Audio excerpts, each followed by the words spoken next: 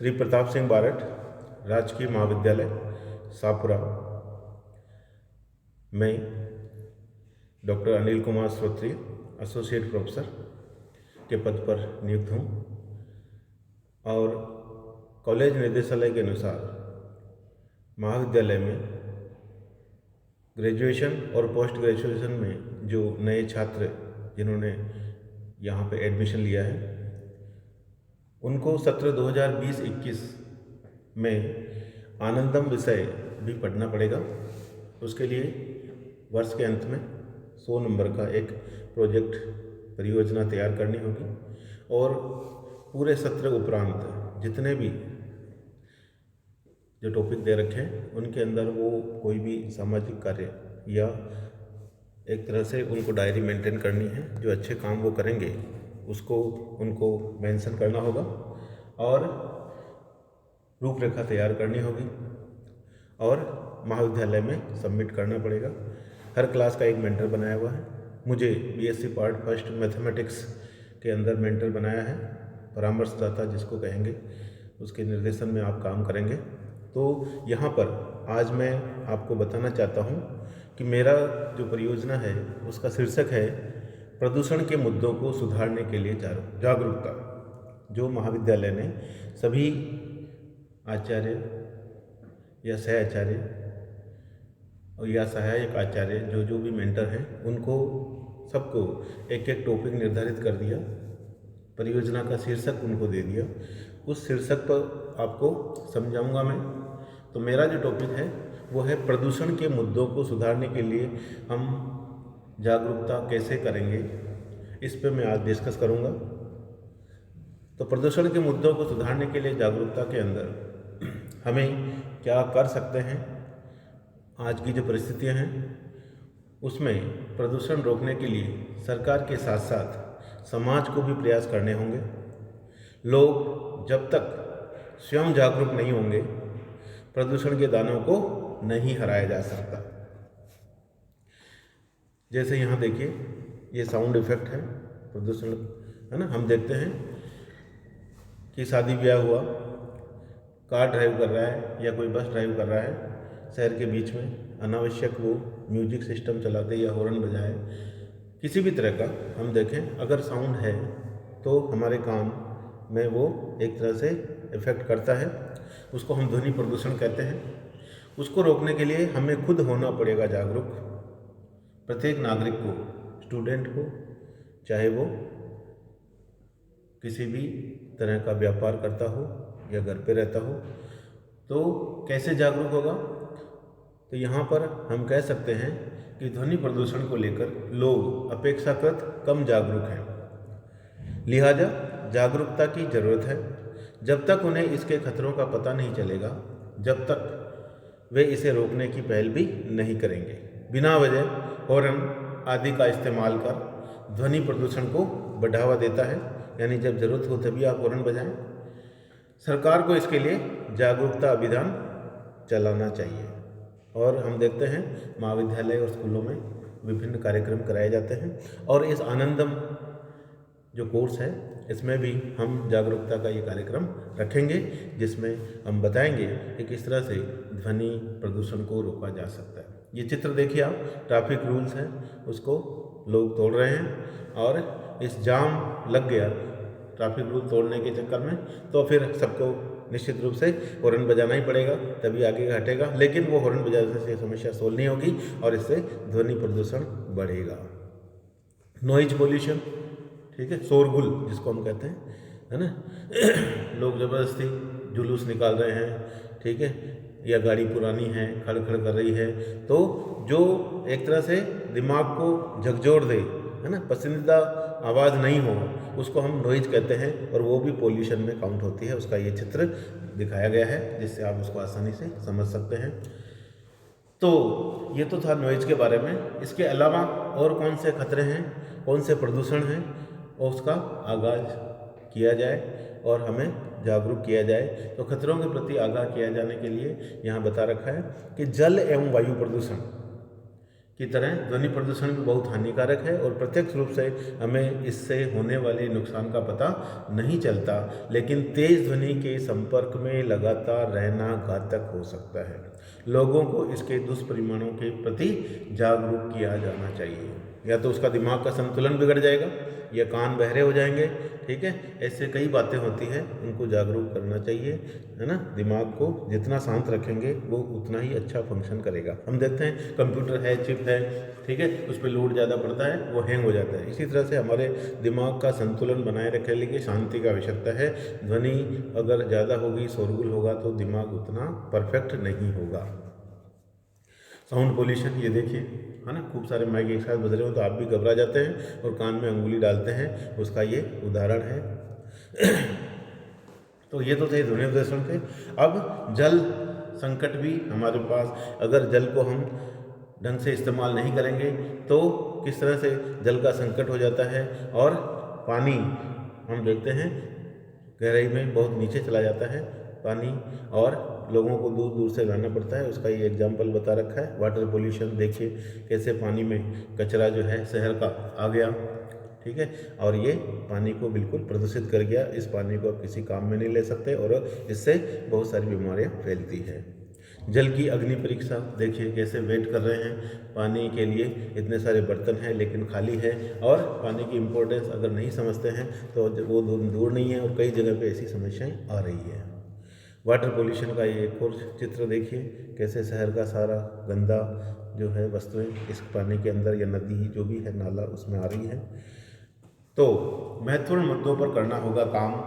वायु प्रदूषण को कम करने या रोकने के लिए वाहनों से निकलने वाले खतरनाक गैस, सड़क डस्ट, निर्माण गतिविधियां, कचरा जलाने पर रोक, उद्योग, पब्लिक जागरूकता से लेकर अन्य कई पार्ट हैं जिस पर बनाए गए गाइडलाइन को ज़मीन पर उतारने की ज़रूरत होगी। ये देखिए एयर पोल्यूशन, वायु प्रदूषण की बात कर रहे थे हम, कैसे देखो इंडस्ट्री के अंदर इतना जो है धुआं निकल रहा है जो कि एक तरह से जहरीली गैस है, और ये यदि वायुमंडल में फैलेगी तो किस पे प्रभाव पड़ेगा, हम जो सांस लेते हैं और इस तरह से उसमें वो कीटाणु हैं हमारे अंदर श्वसन प्रक्रिया में बाधा पहुंचाएंगे।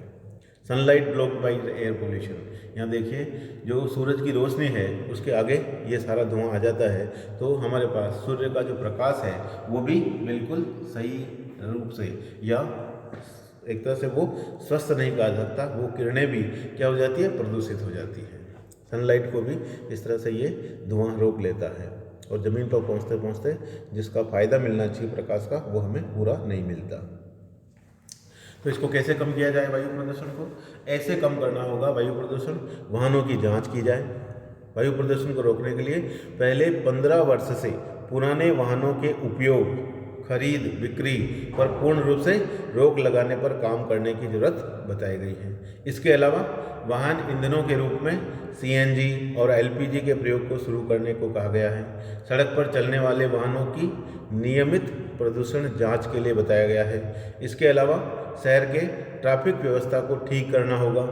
डीजल से चलने वाले ऑटो पर चलने पर बैन करना होगा। मल्टी लेयर वाहन पार्किंग की व्यवस्था, ई रिक्शा का संचालन आदि को बढ़ावा देना होगा। तो ये सब जागरूकता के अंदर आते हैं और हम बताएंगे हमारे प्रोजेक्ट में, जो भी बच्चे काम करेंगे वो इस तरह से जागरूकता ला सकते हैं। पॉलीथीन का प्रयोग स्वास्थ्य के लिए बहुत खतरनाक होता है और राज्य सरकार और सभी जिला कलेक्टर इसके अंदर जगह जगह जागरूकता पैदा करने के लिए विभिन्न कार्यक्रम चला रहे हैं और पॉलीथीन पर बैन भी लगा है कई बार, लेकिन फिर भी गुपचुप रूप से ये वापस सामने आ जाती है और हम देखते हैं ये कैसे प्रदूषण फैलाता है।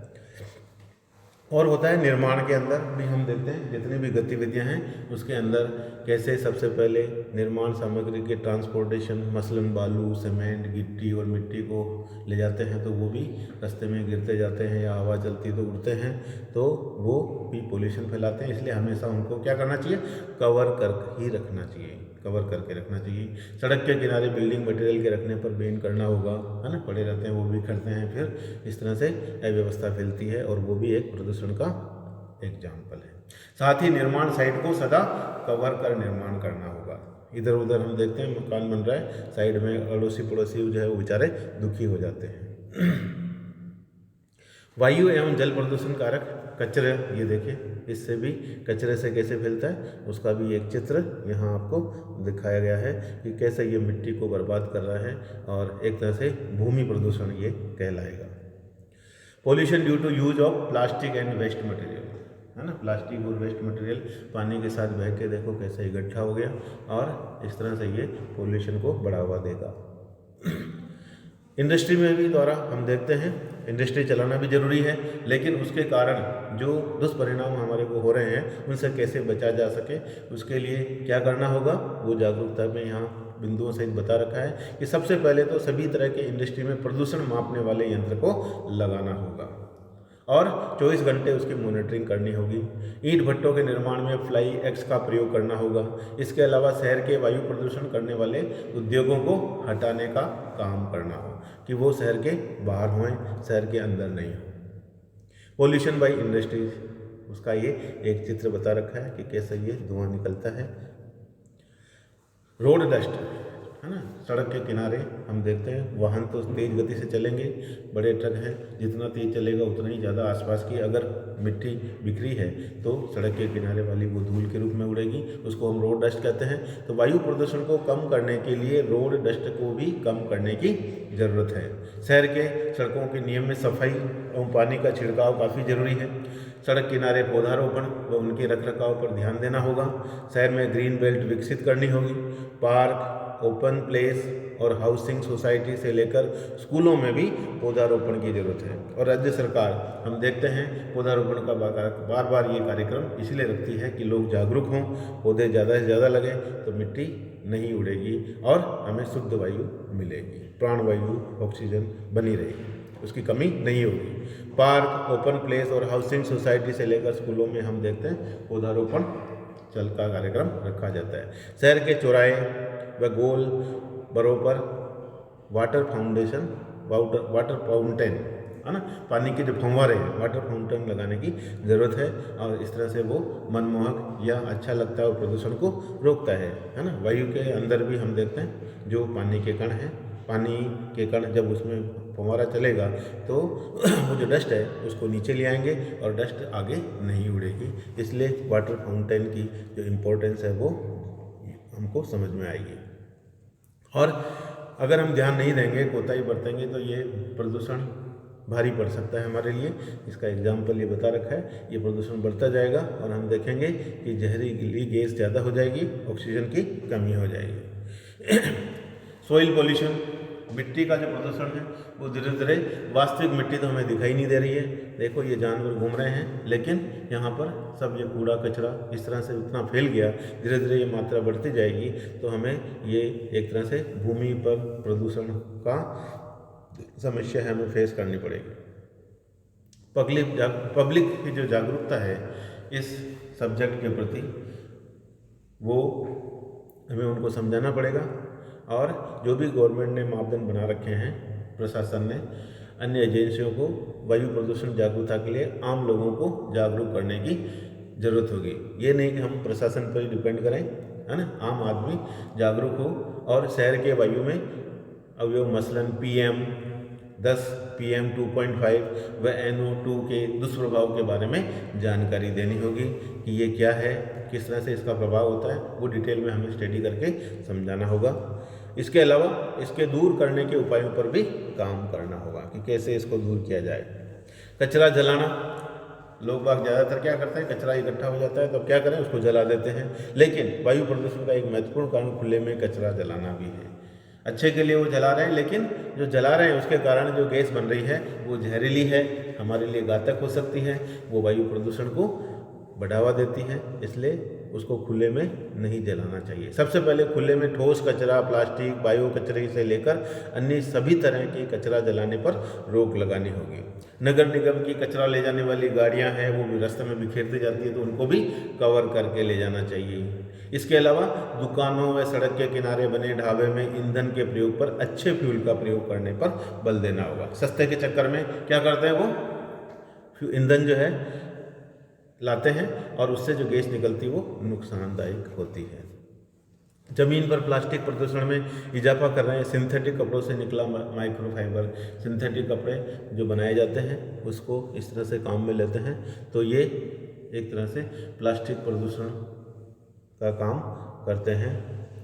अब तेज़ी से कार्रवाई करने की ज़रूरत है ना। बहुत हमें आ गया है हमारे पास कि ये जो वायु प्रदूषण को लेकर अब तेज़ी से कार्य करने की ज़रूरत है। इसलिए सभी संबंधित जिला प्रशासन को काम करने के लिए कहा जा रहा है।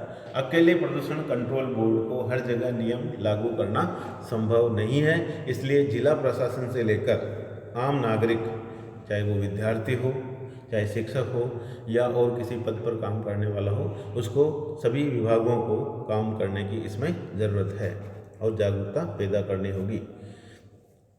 और नहीं करेंगे तो हम देख रहे हैं, अगर आंकड़े देखें एयर पोल्यूशन के, तो जो दिखते नहीं हैं और लेकिन एयर पोल्यूशन के कारण 43% ऑफ डेथ फ्रॉम COPD है ना, वायु प्रदूषण से जो बीमारी है, ये डिजीज़ है जिसका नाम है प्लूमिनरी, और वो सीधे हार्ट या फेफड़ों पर इफेक्ट करती है और उसके कारण 43% डेथ हो रही है।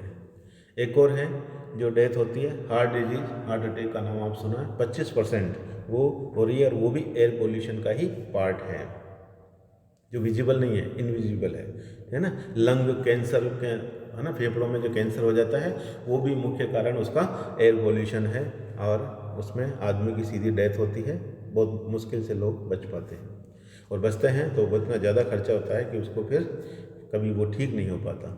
How can I protect my self from air pollution during physical activity. लेकिन ये सब पोल्यूशन है हमारे पास, वायु प्रदूषण, जल प्रदूषण, भूमि प्रदूषण, उसके अंदर हमें जिंदा रहना है, सारे काम भी करने हैं, तो हम कैसे बच सकते हैं? अगर ऐसी स्थिति में है जहाँ पे बहुत पोल्यूशन है, तो आपको क्या करना होगा? फिजिकल एक्टिविटी इंडोर के अंदर करनी होगी, है ना।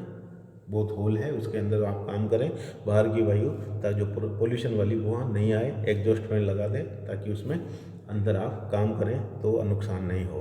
Change your physical activity to something less intense, है ना, खुले में काम करें, मतलब दूर दूर, पास पास ज़्यादा नहीं हो। Shorten the amount of time that you are physically active, ठीक है, आप फिजिकली फिट रहें और वहाँ आपको काम करते वक्त ये ध्यान रहे कि हम सांस में आपको प्रॉब्लम नहीं हो। Social work done by students, हमारे छात्र और छात्राएं हमने देखा है, चाहे वो स्कूल हो चाहे कॉलेज हो, हर एक्टिविटी में वो आगे रहते हैं। और उसका एक उदाहरण है कि ये छात्र देखिए, छात्राएं हैं, वो क्या कर रही है? सफाई का कार्यक्रम कर रही है। इस तरह इनको आगे आना चाहिए सब बच्चों को, उसका ये उदाहरण है। Silence is better than noise, ये छात्र है, इसने ये एक पोस्टर बनाया है और जागरूकता का कार्यक्रम किया है। ये रोड पे साइड में खड़ा हो गया और बता रहा है कि कैसे हॉर्न बजाओगे तो वो नुकसानदायक होगा, इसलिए नो हॉर्न का सिंबल बना के साइलेंस के लिए ये अपील कर रहा है। साउंड पोल्यूशन एक और ये पोस्टर है, इस तरह से आप जागरूकता पैदा कर सकते हैं कि कान को ये प्रभावित करेगा। Awareness about sound pollution, no horn no sound pollution, ये एक और बैन लगाने का सिंबल इसने बनाया है। तो सारांश क्या है कि पर्यावरण प्रदूषण और महत्वपूर्ण संसाधनों से संबंध मुख्य समस्याएं स्थानीय क्षेत्रीय स्तर से लेकर विश्व स्तर पर यानी वर्ल्ड लेवल पर अलग अलग है। और वायु प्रदूषण मुख्य रूप से उद्योगों तथा स्वचालित वाहनों में जीवाश्म ईंधनों जैसे कोयला तथा पेट्रोलियम के जलने से होता है। तो सबसे हानिकारक है ये ईंधन, कोयला और पेट्रोलियम। ये मनुष्य, जानवरों तथा पौधों के लिए भी हानिकारक है, इसलिए हमारे आसपास के वायु को स्वच्छ रखने के लिए इनको हटाना जरूरी है कि किस तरह से हम कोयला और पेट्रोलियम की जगह दूसरे स्थान ला सकें और पर्यावरण प्रदूषण को हम ये जो हो रहा है नुकसान और पर्यावरण को बचा सकें। वायु प्रदूषण और इसका नियंत्रण कैसे किया जाए? हम श्वसन संबंधी आवश्यकताओं के लिए वायु पर निर्भर करते हैं। वायु प्रदूषक सभी जीवों को क्षति पहुंचाते हैं। वे फसल की वृद्धि एवं उत्पाद कम करते हैं और इनके कारण पौधे अपरिपक्व अवस्था में मर जाते हैं। और वायु प्रदूषक मनुष्य और पशुओं में के श्वसन तंत्र पर यानी सांस लेने की प्रक्रिया पर काफ़ी हानिकारक प्रभाव डालते हैं। और ये हानिकारक प्रभाव प्रदूषकों की सांद्रता, उद्भासन काल और जीव पर निर्भर करते हैं। वाहन वायु प्रदूषण का नियंत्रण करने के लिए वाहनों की संख्या काफ़ी अधिक होने के कारण, सबसे अच्छा एग्जाम्पल आप देखें, दिल्ली के अंदर सबसे ज़्यादा प्रदूषण है वाहन वायु प्रदूषण। इसलिए यहाँ पे ये कह रहा है कि दिल्ली में वायु प्रदूषण का स्तर देश में सबसे अधिक है। यहाँ पर वाहनों की संख्या गुजरात और पश्चिम बंगाल में कुल मिलाकर जितने वाहन हैं या उससे अधिक है। सन 1990 के एक आंकड़ों के अनुसार दिल्ली का स्थान विश्व के 41वें सर्वाधिक प्रदूषित नगरों में चौथा है। दिल्ली में वायु प्रदूषण का मामला इतना खतरनाक हो गया है कि भारत के सर्वोच्च न्यायालय में एक जनहित याचिका PIL दायर की गई और सर्वोच्च न्यायालय द्वारा इसकी कड़ी निंदा की गई और न्यायालय ने भारत सरकार से एक निश्चित अवधि में उचित उपाय करने का आदेश दिया। साथ ही यह भी आदेश दिया कि सभी सरकारी वाहनों यानी बसों में डीजल के स्थान पर संपीड़ित प्राकृतिक गैस, जिसको हम CNG कहते हैं, का प्रयोग किया जाए और वर्ष 2002 के अंत तक दिल्ली की सभी बसों को CNG में परिवर्तित कर दिया गया। ये उसका अच्छा एग्जाम्पल है जागरूकता का कि कैसे CNG को लाए। तो CNG एक्चुअल में है क्या? आप पूछ सकते हैं कि CNG डीजल से बेहतर क्यों है। इसका उत्तर है कि वाहन में CNG सबसे अच्छी तरह जलता है और बहुत ही कम मात्रा में जलने से बच जाता है, जबकि डीजल या पेट्रोल के मामले में ऐसा नहीं है। इसके अलावा ये पेट्रोल या डीजल से सस्ता है, चोर इसकी चोरी नहीं कर सकता है और पेट्रोल तथा डीजल की तरह इसे अपमिश्रित नहीं किया जा सकता। CNG में परिवर्तित करने पर मुख्य समस्या इसे वितरण स्थल पंप तक ले जाने के लिए पाइपलाइन बिछाने की कठिनाई को लेकर और इसकी अबाधित सप्लाई करने की है। साथ ही साथ दिल्ली में वाहन प्रदूषण को कम करने के जो अन्य उपाय किए गए वे ये हैं कि पुरानी गाड़ियों को धीरे धीरे हटा देना, शीशा रहित पेट्रोल और डीजल का प्रयोग, कम गंधक सल्फर युक्त पेट्रोल और डीजल का प्रयोग, वाहनों में उत्प्रेरक परिवर्तकों का प्रयोग, वाहनों के लिए कठोर प्रदूषण स्तर लागू करना आदि है। ये सब उपाय हमें करने होंगे। राज्य सरकार सहायता कर रही है और जहाँ जागरूक हैं वो लोग CNG का इस्तेमाल ज़्यादा करते हैं। नई वाहन ईंधन नीति। भारत सरकार ने एक नई वाहन ईंधन नीति के तहत यहाँ के शहरों में वाहन प्रदूषण को कम करने के लिए मार्गदर्शी सिद्धांत निर्धारित किया है। ईंधन के लिए अधिक कठोर मानक बनाए गए हैं ताकि पेट्रोल और डीजल ईंधनों में धीरे धीरे गंधक और एरोमेटिक की मात्रा कम की जाए। उदाहरण के लिए यूरो 3 मानक के अनुसार डीजल और पेट्रोल में गंधक भी नियंत्रित कर क्रमशः 350 और 150 पार्ट्स प्रति मिलियन ppm करना चाहिए। संबंधित ईंधन में एरोमेटिक हाइड्रोकार्बन 42% पर सीमित करना चाहिए और मार्गदर्शी के अनुसार पेट्रोल और डीजल में गंधक को कम कर 50 ppm पर लाकर लक्ष्य को 35% के स्तर पर लाना चाहिए। ईंधन के अनुरूप वाहन के इंजनों में भी सुधार करना पड़ेगा और हम देख रहे हैं जितने भी नए वाहन आ रहे हैं उनमें ये सब टेक्नोलॉजी आ रही है, इसलिए वो बहुत महंगे हैं। लेकिन हमारे प्रदूषण को रोकना है तो ये हमें वाहन महंगे हैं लेकिन उन्हीं को हमें लेना होगा। जल प्रदूषण एवं इसका नियंत्रण कैसे करेंगे? संपूर्ण विश्व में मनुष्य जलाशयों में सभी प्रकार के अपशिष्ट यानी जितना भी कचरा है का निपटाने का इसका दुरुपयोग कर रहा है। हम ये मान लेते हैं कि जल सब कुछ बहाकर ले जाएगा और नदी में या तालाब में हम डाल के आ जाते हैं। ऐसा करते समय हम यह नहीं सोचते कि जलाशय हमारे साथ साथ अन्य सभी जीवों के लिए जीवन का आधार है। क्या आप बता सकते हैं कि हम नदियों और नालों में क्या क्या बहा देते हैं? विश्व के अनेक भागों में तालाब, झील, सरिता या धारा, नदी, ज्वार नदमुख, एस्चुएरी और महासागर के जल प्रदूषित हो रहे हैं। जलाशयों की स्वच्छता को कायम रखने के महत्व को समझते हुए भारत सरकार ने 1974 में जल प्रदूषण निरोध एवं नियंत्रण अधिनियम पारित किया है ताकि हमारे जल संसाधनों को प्रदूषित होने से बचाया जा सके और उस नियम की पालना हर राज्य सरकार कर रही है। पॉल्यूशन, इस तरह से हमने देखा प्रदूषण वायु, भूमि, जल या मृदा के भौतिक, रासायनिक या जैवीय अभिलक्षणों का एक अवांछनीय परिवर्तन है और अवांछनीय परिवर्तन उत्पन्न करने वाले कारकों को प्रदूषक यानी प्लूटेंट कहते हैं और पर्यावरण के प्रदूषण को नियंत्रित तथा इसकी सुरक्षा करने एवं हमारे पर्यावरण की गुणवत्ता सुधारने के लिए भारत सरकार द्वारा पर्यावरण सुरक्षा अधिनियम 1986 पारित किया गया है। और पॉल्यूशन का कारण क्या है?